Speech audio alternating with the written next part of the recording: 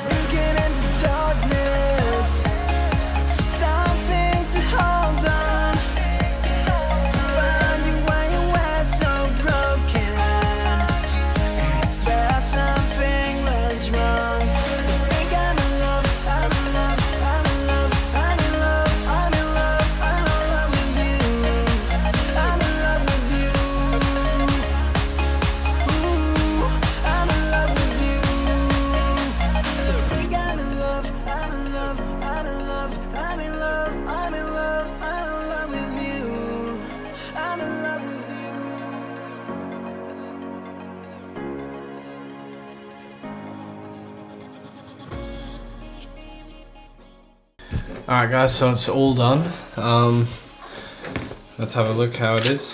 So we've taken off the plastic, and I'm pretty happy with how it turned out. It looks really, really good. The last repair I got on this phone was much worse than this, so pretty happy with how it's gone. And that cost me $80 just for the screen. I've done the screen, battery and camera lens all under $60. So yeah, thanks for watching guys, and I'll see you in the next video.